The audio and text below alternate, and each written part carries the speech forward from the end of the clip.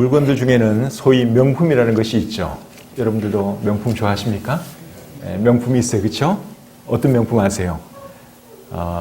루비통, 구찌, 또 뭐가 있죠? 프라다. 하여튼 많이 있어요. 딱 이름만 이렇게 하면 금방 그 물건은 정말 좋은 명품이다 하는 게 있죠. 근데 물건에만 명품이 있는 것이 아니라 사람들 중에도 명품이 있습니다. 명품인 사람이 있어요. 물건은 이제 이름 딱 들으면 이건 명품이다 아니다 금방 알 수 있는데 사람은 뭘 보면 알 수 있을까요? 사람은 그 사람의 인품, 됨됨이 이런 거 보면 저 사람은 참 정말 괜찮은 사람이다. 명품이다. 이런 게 알 수 있죠. 명품 물건을 가지는 것보다 명품 사람이 되는 게 저는 더 중요하다고 생각이 듭니다. 아무리 명품으로 치장을 한다고 할지라도 사람이 명품이 되지 못하면 그런 것이 별 의미가 없습니다. 그럼 물건은 썩 좋은 게 아니라 할지라도 사람이 참 된 사람 같으면 그게 멋있는 거죠. 그래서 저와 여러분들은 명품 너무 좋아하지 마시고 명품 사람이 되기 위해서 노력하셨으면 좋겠습니다. 근데 교회도 여러분 명품이 있어요. 교회 중에도 명품이 있습니다. 그래서 오늘은 명품 교회에 대해서 함께 생각해 보기를 원합니다. 여러분들은 어떤 교회가 명품 교회라고 생각을 하십니까? 교회가 많잖아요. 근데 그 중에는 정말 명품 교회가 있는가 하면 짝퉁 교회도 많습니다. 어떤 교회가 명품일까요? 사람들 많이 모이면 그 교회가 명품일까요? 꼭 그렇게 말할 수는 없습니다. 이단 교회들 중에도 여러분 큰 교회가 얼마나 많은지 몰라요. 교회가 크다고 다 명품 교회냐? 절대로 그렇지 않습니다. 훌륭한 건물을 가지고 있고 시설이 훌륭하면 명품 교회일까요? 그것도 물론 아니죠.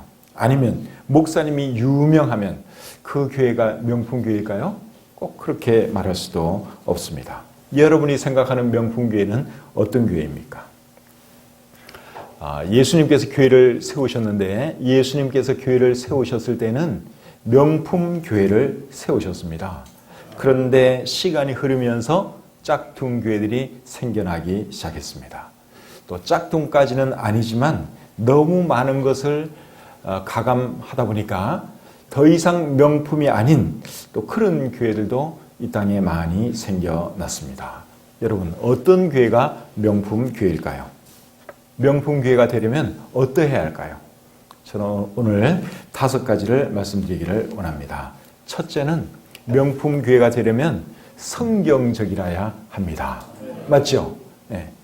아무리 크고 아무리 시설이 훌륭해도 성경적이지 못하면 그거는 명품 교회 아닙니다. 이단 교회들의 문제가 뭡니까? 교회들은 굉장히 커요. 건물도 훌륭해요. 근데 그들의 문제는 성경적이지 않다는 것이죠. 또 정통교회라 해도 비성경적인 요소가 많다면 그 교회도 명품교회라고 할 수 없습니다. 오늘날 정통교회 안에 있는 비성경적인 요소에는 어떤 것들이 있을까요? 정통교회예요. 이단 아니고 정통교회들 중에도 비성경적인 요소들이 있을 수 있습니다. 어떤 것들이 거기에 해당될까요? 가장 대표적인 것은 유아 세례라고 볼 수 있겠죠. 여러분 유아 세례는 우리 성경에 없잖아요. 그런데 오늘날 우리나라의 많은 교회들이 유아 세례를 행하고 있습니다. 그거 잘못된 거예요. 우리 성경에 여러분 유아들에게 세례 주라는 그런 내용이 없습니다. 또 유아에게 세례를 줬다는 기록도 없습니다. 그런데 오늘날 많은 교회들이 유아 세례를 행하고 있습니다. 그거 잘못된 것입니다. 또 성인들에게 베푸는 세례도 마찬가지죠. 우리 성경에서 원래 주라고 한 것은 세례가 아니라 침례입니다. 예수님께서 받은 것도 침례고 예수님이 주라고 명하신 것도 침례입니다. 근데 오늘날 많은 한국의 교회들이 침례를 안 주고 세례를 주고 있잖아요. 그것도 잘못된 거예요.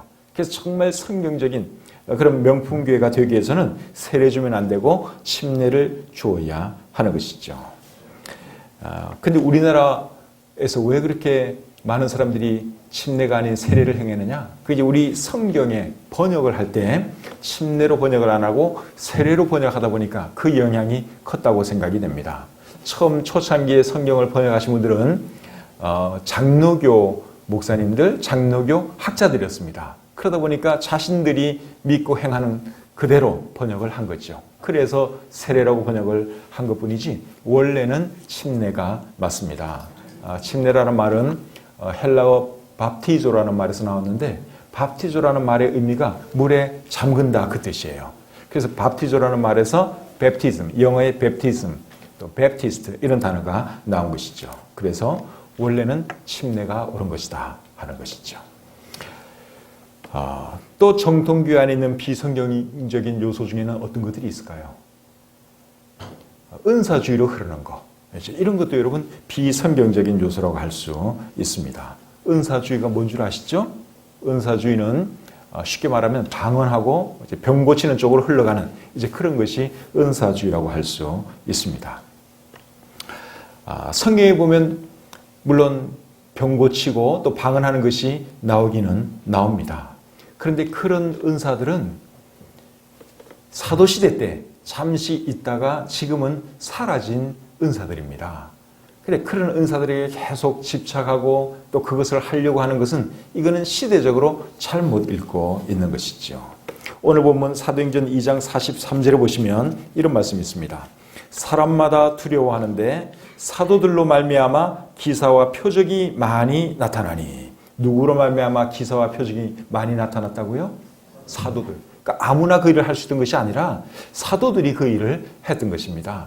그래서 병 고치고 뭐 놀라운 일하는 것 그런 것은 여러분 아무나 할 수 있는 그런 은사가 아니에요. 사도 시대 때 특별한 사람들에게 할 수 있는 그런 은사였죠. 또 고린도후서 12장 12절에 보시면 사도의 표가 된 것은 내가 너희 가운데서 모든 참음과 표적과 기사와 능력을 행한 것이라고 말씀하고 있습니다.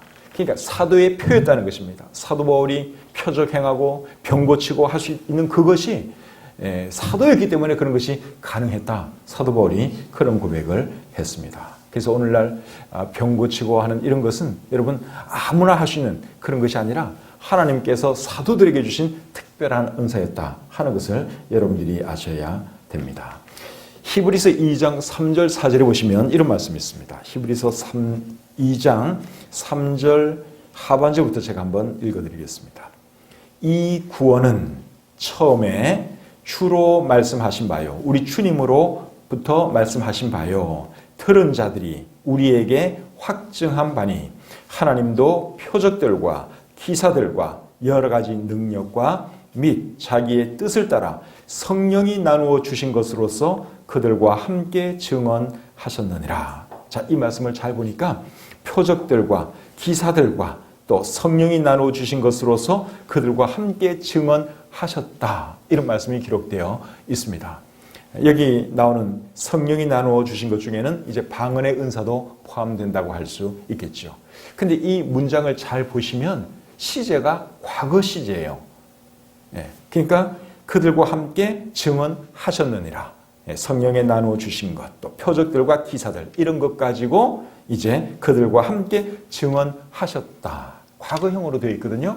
그러니까 이런 것을 볼 때는 히브리서가 기록될 당시만 하더라도 이미 이런 은사들이 멈추어졌다 하는 것을 우리가 알 수 있죠. 그래서 우리가 성경을 보실 때는 잘 보셔야 돼요. 그래서 그 당시만 하더라도 이미 이런 은사들이 멈추어졌기 때문에 히브리서 2장 3절과 4절에서는 과거형으로 표현하고 있는 것이죠. 그래서 방언하고 병 고치는 이런 은사들은 사도시대 때 있다가 지금은 사실상 멈춘 은사라고 하는 사실입니다. 언제 멈추어졌느냐? 사도시대가 끝남으로 인해서 멈추어졌죠. 더 정확하게 말하면 성경이 완성되고 나서 이제 이런 은사들은 끝났다고 할 수 있습니다. 고린도전서 13장 8절부터 10절에 보시면 예언도 패하고 방언도 그친다 하는 이런 말씀이 있는데 언제 그친다고 말씀하고 있는가 하면 온전한 것이 올 때는. 근데 이 온전한 것이 과연 뭐냐?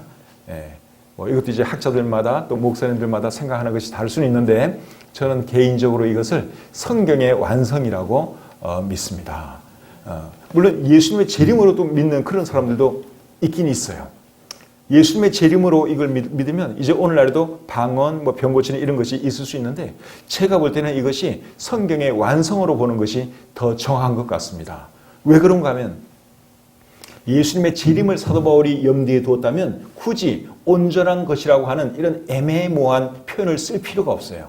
사도 바울이 쓴 글 중에 보시면 주께서 강림하실 때에 이런 표현이 여러 번 나오거든요. 근데 굳이 왜 여기서는 그러면 그런 표현을 안 쓰고 왜 온전한 것이라고 이렇게 했느냐 하는 것이죠. 그래서 제가 볼 때는 이거는 주님의 재림이 아니라 성경의 완성으로 보는 것이 옳다 하는 것입니다. 사도 바울이 사실은 이 글을 쓰면서도 온전한 것이 올 때는 이런 것들이 멈춘다 하는 이 글을 쓸 때는 자기가 쓰고 있는 그 글이 성경의 일부가 되리라고는 미처 생각을 못했을 거예요. 근데 나중에 그것이 이제 성경의 일부가 되었는데, 근데 사도 바울도 글을 쓰면서도 내가 쓰고 있는 이 글이 성경의 일부가 된다 생각을 못한 거예요. 그러니까 근데 하나님께서 감동을 주신 거죠. 그래서 사도 바울이 어떤 표현을 썼는가 하면 온전한 것이 올 때는. 그래서 이 온전한 것은 성경의 완성으로 보는 것이 성경적이겠다 하는 그런 생각을 해봅니다. 그래서 중요한 거는 이제 방언의 은사라든가 병 고치는 은사라든가 이런 것은 사도시대 때 일시적으로 주신 것이지 오늘날에도 계속 지속적으로 있는 은사가 아니다 하는 것이죠. 그리고 방언의 은사를 주신 목적이 무엇이었습니까? 고린도전서 14장 22절에 보시면 방언은 믿는 자들을 위하지 아니하고 믿지 아니하는 자들을 위하는 표적이라 그랬습니다. 그러니까 믿지 아니하는 자들을 위한 표적이다 하는 이 말은 전도가 목적이다 그 말이죠. 지금은 우리가 완성된 성경을 가지고 있지만 그 당시에는 신약 성경이 기록되기 전이었어요. 그래서 누군가에게 참 설득력 있게 그 복음을 전하기 위해서는 뭔가 가시적인 어떤 현상이 나타나야지 사람들이 쉽게 믿을 수가 있었죠. 그래서 병 고치는 이런 은사라든가 아니면 방언의 은사, 전혀 배우지 않은 그런 언어를 갑자기 이렇게 말로 하는 것, 그게 이제 방언의 은사인데, 그래서 그런 은사를 통해서 믿지 않는 사람들로 하여금 야 정말 하나님이 살아계시는구나, 저 사람들이 하나님의 사도들이 맞구나, 그런 것을 알도록 하기 위해서 이제 이런저런 은사들을 허락해 주신 것입니다. 오늘날에는 여러분 성경이 있으니까 굳이 그런 은사 없어도 우리가 얼마든지 하나님의 말씀을 가지고 복음 전할 수 있고 또 사람들로 하여금 예수님 믿게 할 수 있습니다. 그렇죠? 그래서 우리가 성경을 볼 때는 이제 시기적으로 잘 보셔야 돼요. 이게 옛날에 주셨다가 지금은 사라진 은사인지 지금도 계속 존속하는 은사인지 우리가 시기적으로 잘 이해할 필요가 있습니다. 또 정통교회 안에 있는 비성경적인 요소들 중에는 뭐가 있는가 하면 사도신경도 저는 그 중에 하나라고 생각을 합니다. 우리 연산교회는 사도신경 안 하잖아요. 왜 안 하는 줄 아십니까? 그게 비성경적인 어떤 그런 게 있기 때문에 그렇습니다. 사도신경의 내용 중에 보시면 거룩한 공회와 성도가 서로 교통하는 것을 믿사오며 하는 표현이 나오죠. 거기서 말하는 거룩한 공회가 사실은 캐톨릭 처치를 말하는 것입니다. 오늘날 이제 개신교에서도 거룩한 공회와 또 성도가 서로 교통하는 것을 믿사오며 그러면서 사도신경 열심히 외우는데 원래 거기에 나오는 거룩한 공회는 캐톨릭 처치예요. 그 영어 성경으로 영어로 그 사도신경을 보시면 그 거룩한 공회가 Holy Catholic Church 이렇게 되어 있어요. 캐톨릭 처치라고 그렇게 되어 있습니다. 그래서 그거는 캐톨릭 처치를 말하는 것이고, 그리고 성도가 서로 교통하는 것은 캐톨릭 교리 중에는 죽은 성인에게 기도하는 그런 교리가 있습니다. 그래서 이게 바로 그거예요. 성도가 서로 교통하는 것은 죽은 성인에게 기도하는 거, 그거를 말하는 것이에요. 그러니까 이거는 캐톨릭에서 나온 것이고 캐톨릭적인 요소가 강한 것을 우리가 알 수 있습니다. 이런 이유 때문에 이제 성경적인 교회에서는 사도신경을 하지 않지요. 사도신경 외우는 게 중요한 것이 아니라 진짜 내 입으로 내 마음으로 예수님은 주님이라고 고백하는 그것이 중요한 줄 믿습니다. 그래서 이제 이런 비성경적인 요소가 많은 교회는 절대로 명품교회가 아니다 하는 것입니다. 교회가 크다고 중요한 게 아니에요. 정말 성경적으로 잘해야 하는 것이죠. 자, 두 번째로 명품교회는 어때야 되는가 하면 예배가 살아있어야 합니다.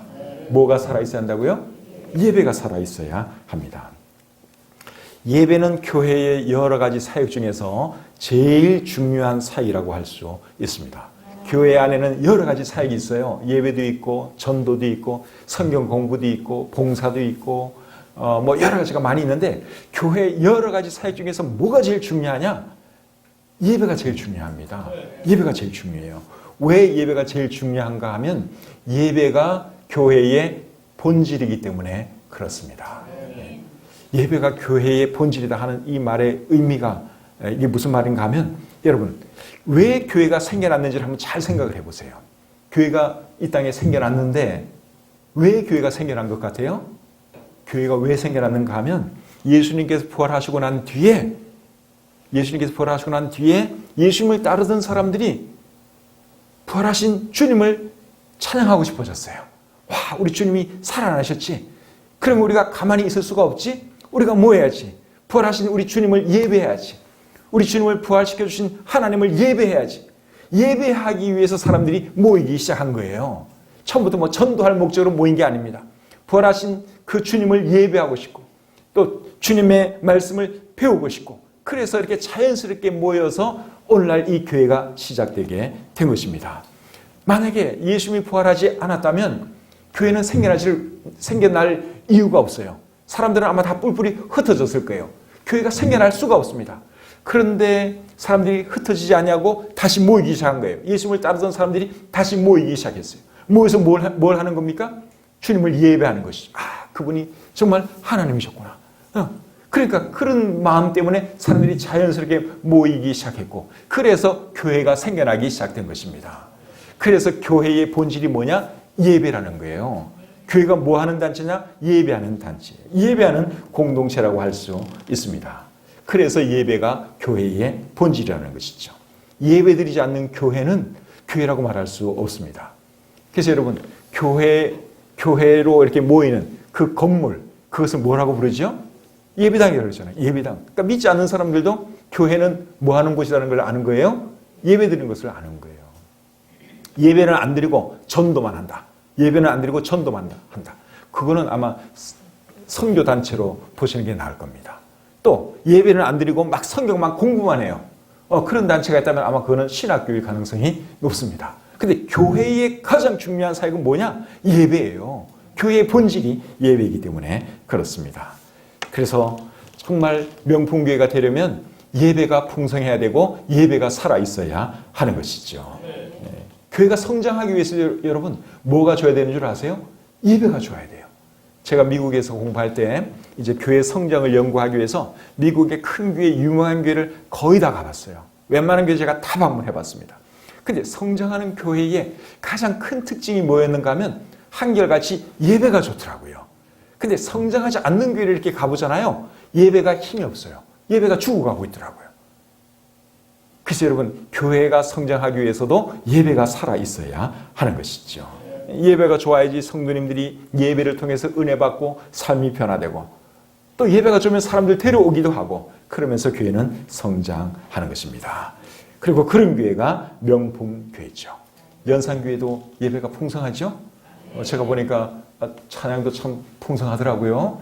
우리 집사님 참 찬양도 잘하시고 너무너무 은혜가 됐어요. 또 우리 유봉 목사님 말씀도 괜찮잖아요. 그죠? 네.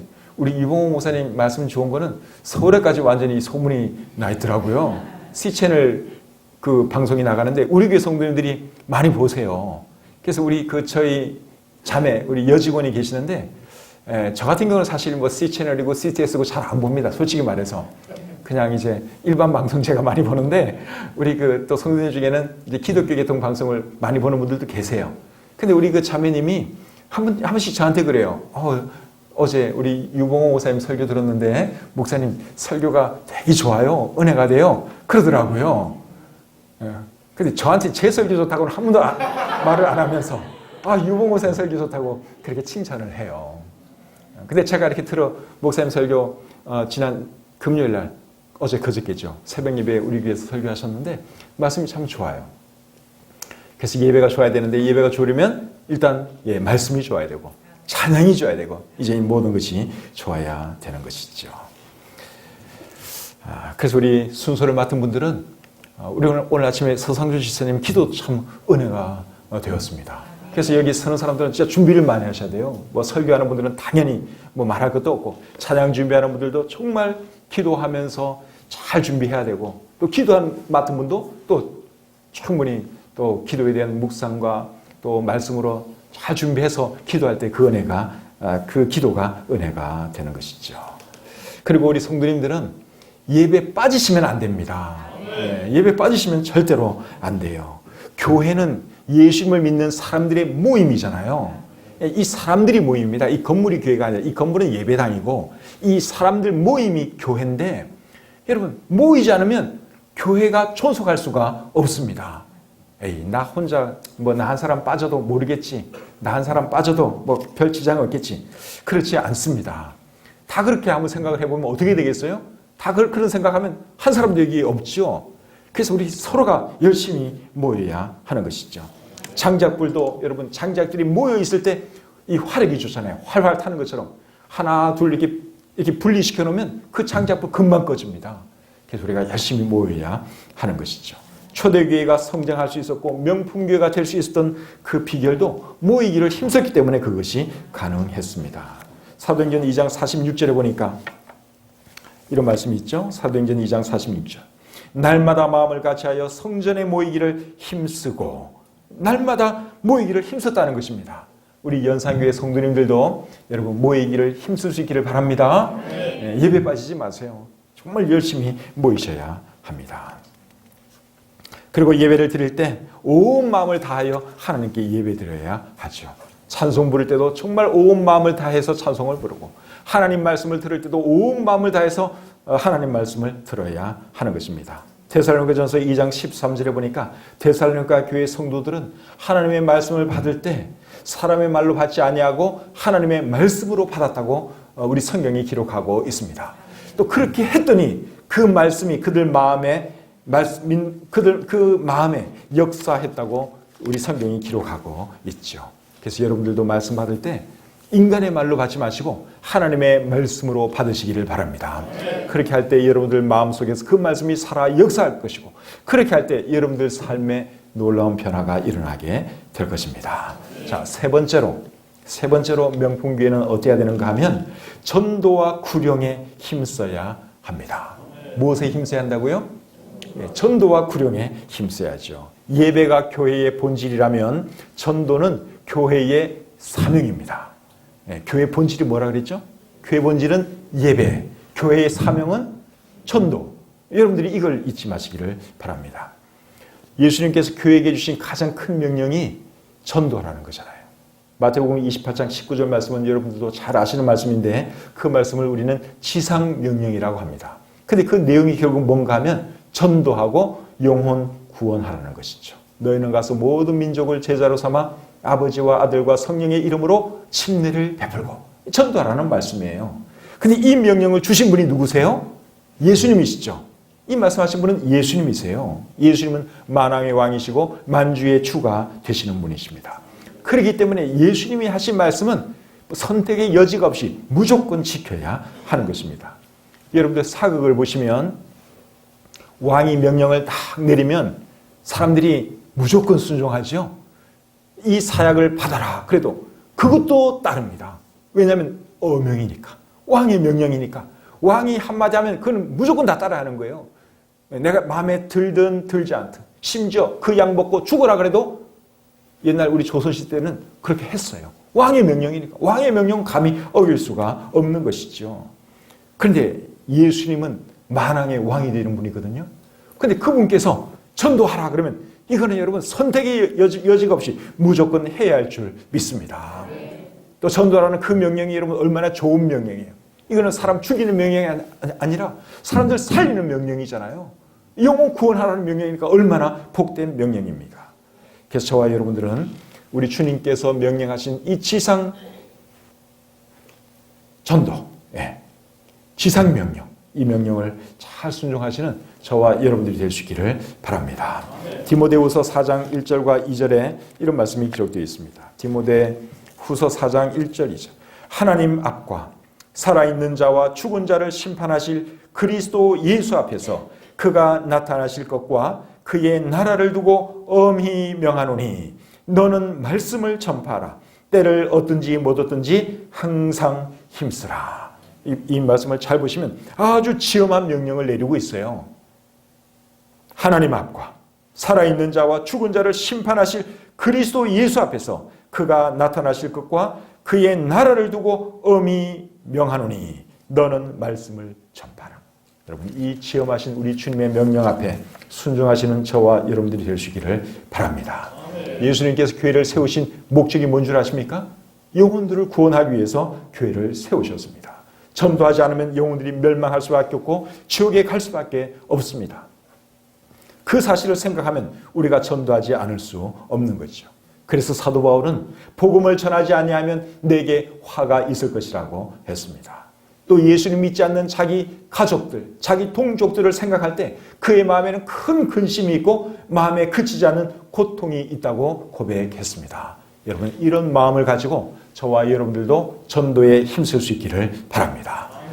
우리 주님께서 저와 여러분들을 바로 천국 데려가지 아니하시고 이 땅에 남겨두신 이유가 뭐겠어요? 전도하라고 이 땅에 남겨두신 것입니다.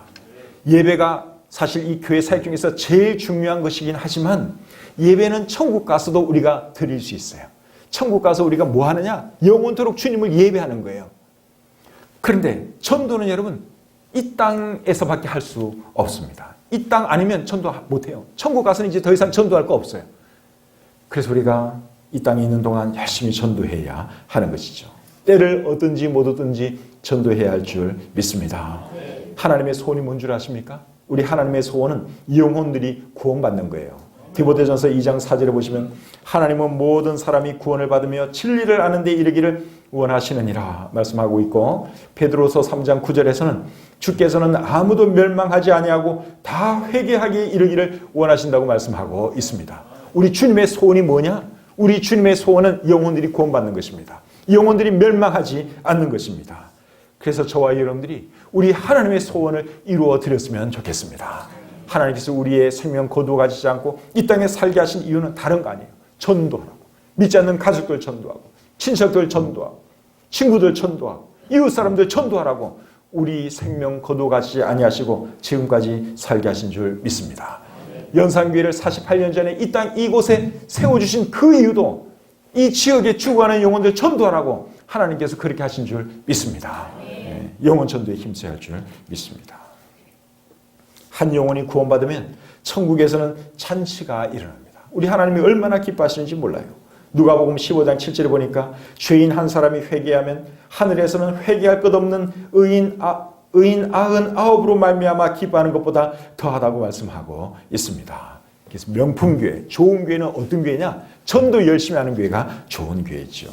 사도행전 5장 42절에 보면 초대교회 성도들은 날마다 성전에 있든지 집에 있든지 예수는 그리스도라고 가르치기와 전도하기를 그치지 아니했다고 말씀하고 있습니다. 연산 성서침례교회가 저는 그런 교회가 되었으면 좋겠습니다. 그런 교회가 명품교회예요. 자, 네 번째로 명품교회는 어떤 교회인가 하면 성도 상호 간에 사랑이 있는 교회가 명품교회입니다. 교회는 예수님을 주님으로 고백하는 사람들의 모임입니다. 예수님을 주님으로 고백하는 사람들은 다 하나님의 자녀지요. 그리고 서로는 주 안에서 한 형제 자매입니다. 그렇기 때문에 성도들 간에는 사랑이 있어야 합니다. 예수님께서 제자들에게 주신 계명이 뭐였죠? 서로 사랑하라는 거예요. 내가 너희를 사랑한 것 같이 너희도 서로 사랑하라 하는 것이 우리 주님께서 제자들에게 주신 새 계명이었습니다. 그래서 좋은 교회, 명품 교회가 되려면 성도 상호 간에 사랑이 넘쳐야 합니다. 오늘날 교회 안에 다툼 있는 교회가 굉장히 많습니다. 교회 안에 다툼이 있어요. 교회가 막 분열되어 있고 서로 막 미워하고 반목하고 질시하는 그런 교회들이 우리 대한민국에 얼마나 많은지 모릅니다. 그런 교회는 아무리 커도 명품 교회라고 할 수 없습니다. 또 정말 성경적이고 복음적인 교회라 할지라도 교회 안에 다툼이 있고 분열이 있다면 그 교회도 명품교회라고 할 수 없죠. 그래서 교회 안에는 사랑이 넘쳐야 합니다. 그런 교회가 좋은 교회입니다. 고린도전서 13장 13절에 보니까 믿음, 소망, 사랑 이 세 가지는 항상 있을 것인데 그 중에 제일은 뭐라 그랬습니까? 사랑이다. 교회 안에는 사랑이 넘쳐야 하는 것이죠. 우리가 믿는 하나님이 사랑의 하나님이신데 하나님의 자녀들이라고 하는 우리가 서로 사랑하지 못한다면 그것처럼 모순이 없지요. 요한일서 4장 11절에 보니까 하나님이 우리를 사랑하셨은즉 우리도 서로 사랑하는 것이 마땅하다 그렇게 말씀하고 있습니다. 그래서 서로 사랑해야 하는 거예요. 사랑이 뭔 줄 아십니까? 사랑이 뭔가 하면 오래 참는 거.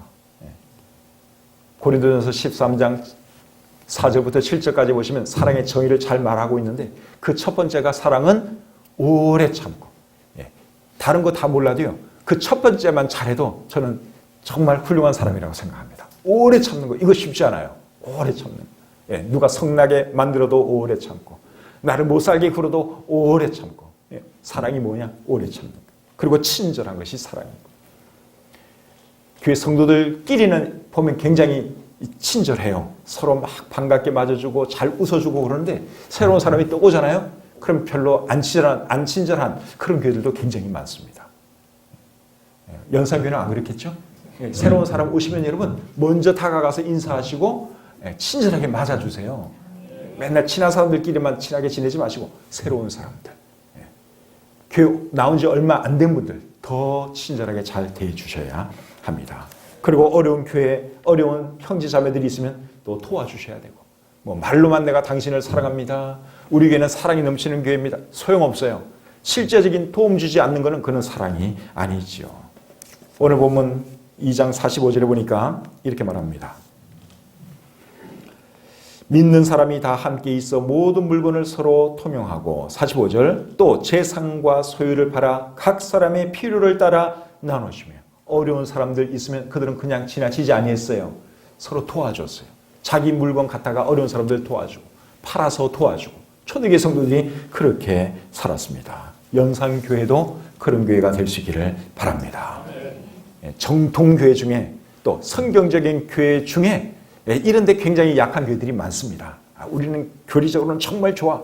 그런데 이제 이런 거 실천 안 하는 교회들이 굉장히 많아요. 근데 그렇게 되면 안 되고 우리가 이런 면도 잘해야 하는 것이죠. 그런 교회가 좋은 교회입니다. 자, 마지막 다섯 번째로 명품 교회는 어떤 교회인가 하면 예수님의 재림과 천국에 대한 소망이 넘치는 교회가 좋은 교회, 명품 교회입니다.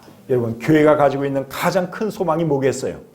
예수님께서 다시 오실 때 우리 교회가 들림받는다, 예수님 믿는 사람들이 들림받는다 하는 이 소망이 있죠. 예수님께서 하늘로 올라가시기 전에 남긴 약속이 바로 그겁니다. 내가 다시 오겠다 하는 약속이죠.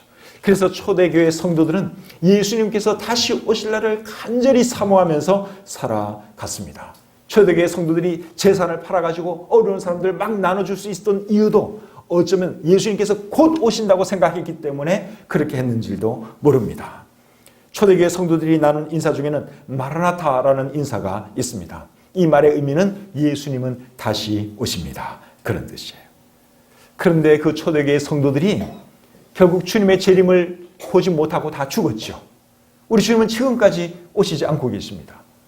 그들 다 죽었어요. 죽은 뒤에 그걸로 끝난 것입니까? 그게 아니죠. 천국 가셨죠.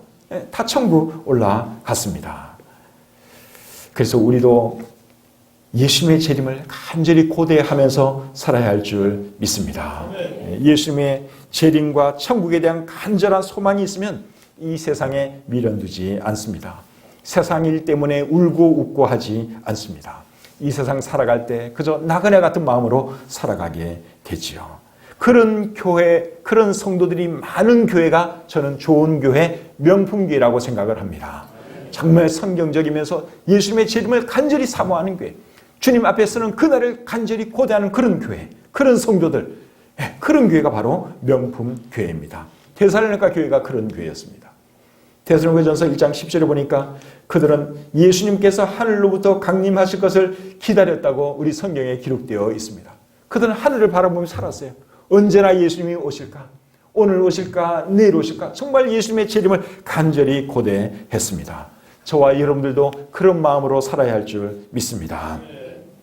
요한계시록은 이 말씀으로 끝이 납니다. 이것들을 증언하시니가 이르시되 내가 진실로 속히 오리라 하시거늘 아멘 주 예수여 오시옵소서. 여러분, 왜 성경이 그 말씀으로 끝날까요? 재림 고대하면서 살라고 그 말씀으로 끝났다고 저는 생각을 합니다. 이 세상 되어가는 것을 볼 때 우리 주님께서 오실 날이 멀지 않은 것 같습니다. 세상에서 되어지는 이런 일들을 잘 살펴보세요. 우리 주님께서 오실 날이 정말 임박한 것 같습니다. 지금 이 세상 기후가 여러분 이상하게 자꾸만 변하고 있잖아요. 온난화 현상, 이런 이상 현상들이 자꾸만 나타나는데 이런 것도 다 말세의 징조고 우리 주님께서 오실 날이 임박한 것을 보여주는 증거라고 할 수 있습니다. 지구의 온도가 2도 올라가면 지구의 온도가 2도 올라가면 유혈 충돌은 50% 올라간다고 합니다. 지금 지구가 자꾸만 더워져서 그런지 세계 곳곳에서 여러분 테러, 전쟁 이런 일이 계속 일어나고 있잖아요. 이게 결국은 다 주님 오실 때가 얼마 남지 않았다 하는 그 사실을 우리에게 알려주고 있는 것입니다. 우리가 살아있을 때 우리 주님께서 안 오실 수도 있어요. 그렇게 되면 우리는 천국에서 주님을 만나게 되겠죠. 비록 이 땅에 살더라도 우리의 시민권은 천국에 있고 우리가 영원히 살 곳은 천국이라고 하는 사실을 기억하면서 천국의 소망을 가지고 살아가시는 저와 여러분들이 될 수 있기를 바랍니다. 그런 성도들이 많은 교회가 좋은 교회, 명품 교회입니다. 어떤 교회가 명품 교회인지 오늘 제가 5가지로 말씀을 드렸습니다. 말씀을 듣고 보니까 연산교회는 이미 명품 교회인 것 같지 않습니까? 네. 제가 볼 때는 연산교회가 명품 교회예요. 정말 좋은 교회예요. 또 앞으로도 더 노력하셔서 정말 주님께서 기뻐하시는 아름다운 교회, 명품 교회로 또 더 성장해가는 우리 연산교회가 되시기를 우리 주님의 이름으로 축복합니다.